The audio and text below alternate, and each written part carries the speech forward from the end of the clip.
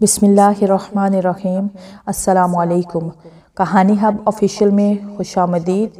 آج پھر دوستوں میں آپ کے لیے ایک بہت ہی اچھی اور سچی کہانی لے کر آئی ہوں۔ نئے آنے والے دوستوں سے گزارش ہے کہ وہ میرا چینل کو سبسکرائب کریں اور بیل آئیکن کو پریس کریں۔ تو چلیں بڑھتے ہیں کہانی کی جانب۔ خرام خور کو اپنا اصل نام یاد نہ تھا۔ گھر میں پیار سے بلانے کا رواج نہ تھا، پر حقارت سے اس کو آواز دینے والوں کی کمی نہ تھی۔ دن رات حرام خور گھر والوں کے سامنے ہاتھ باندھے زرہید غلام کی طرح ان کے حکم کی منتظر رہتی۔ وہ حرام خور اس لیے تھی کیونکہ وہ شادی کے بعد یکے بعد دیگرے 3 بچیوں کو جنم دینے کا جرم کر چکی تھی۔ پہلی بار ہی بیٹی پیدا کرنے کے گناہ میں اس کو حرام خور کے رب سے نوازا گیا تھا۔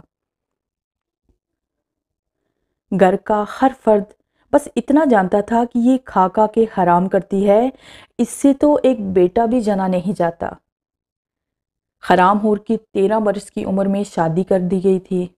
وہی عمر جس میں بچیاں اپنی گڑیوں کی شادی بیاہ کرتی ہیں، اس کے گھر والے اپنا بوجھ اتارنے کی عجلت میں تھے، کیونکہ وہ والدین کے گلے کا وہ توق تھی جس سے جلد از جلد چھٹکارا پایا جاتا ہے۔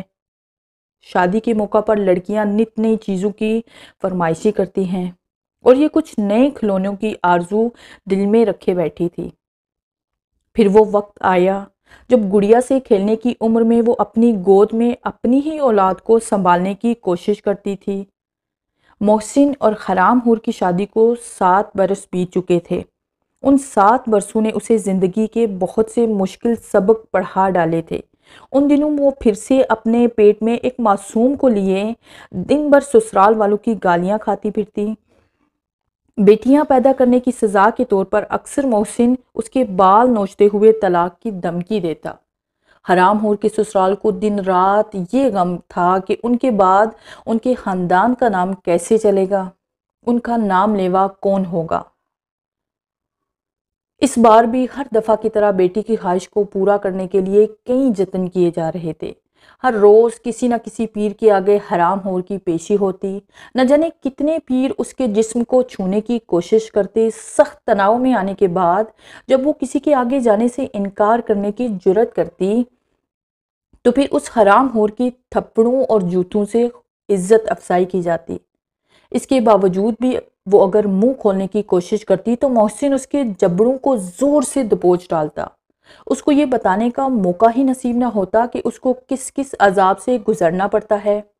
اس اذیت کے بعد وہ تازہ دم ہو کر اپنے آپ کو نئی حاضری کے لیے تیار کر لیتی۔ حرام خور ایک پالتو جانور کی طرح ان کے ہر حکم کی تعمیل کرنے پر مجبور تھی۔ وہ ان کے گھر کا ایسا جانور تھی جو انہوں نے اپنے کھونٹے سے باندھ رکھا تھا۔ جب دل کیا، جہاں دل کیا ہانکتے ہوئے لے جاتے۔ کبھی کسی نام نہاد فقیر سے حرام خور کے لیے تعویذ لاتے جو اس کو پانی میں گھول گھول کر پلائے جاتے تھے۔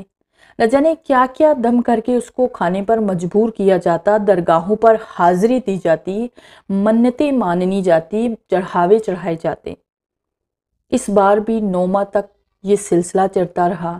پھر وہ دن آن پہنچا جب اس کو یہ ثبوت دینا تھا کہ اس کی نمک حرامی نمک حلالی میں بدلی کہ نہیں۔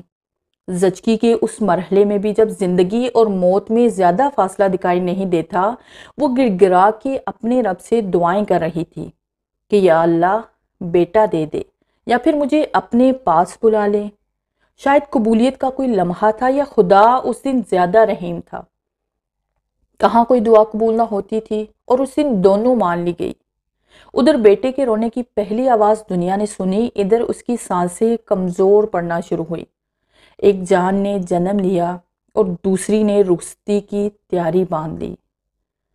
حرام خور کے کمرے میں دوڑا چلا آیا اس کا شوہر۔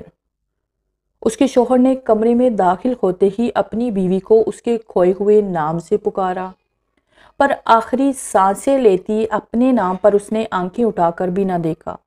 وہ لفظ حرام خور کی اتنی عادی ہو چکی تھی کہ باقی سب محبت اور پیار میں گندے نام اس کو بھول گئے تھے۔ صدیوں بعد محسن نے بڑی محبت سے اس کے ہاتھ کو تھاما تو اس کے چہرے پر مایوسی کے علاوہ کوئی رنگ نہ جھلکا۔ محسن نے حرام خور سے برسوں بعد یہ پوچھا، بول تجھے کیا چاہیے؟ خرام ہور نے اپنے نظریں اوپر کرتے ہوئے اپنی پہلی اور آخری خواہش پورا کرنے کی درخواست محسن کے سامنے رکھ دی۔ خرام ہور بڑی ہی نحیف آواز میں بولی، بس تو آج مجھ سمیت میری خرام ہوری کے ثبوتوں کا بھی اپنے ہاتھوں سے گلا گھونٹ دیں۔ بڑی مشکل سے جملہ مکمل ہوا تو گردن ایک جانب ڈلک گئی۔ محسن کے گرم ہاتھوں میں اس کی بیوی کا سرد ہاتھ شاید آج پہلی بار اس کو خرام ہور کا مطلب سمجھا پایا تھا۔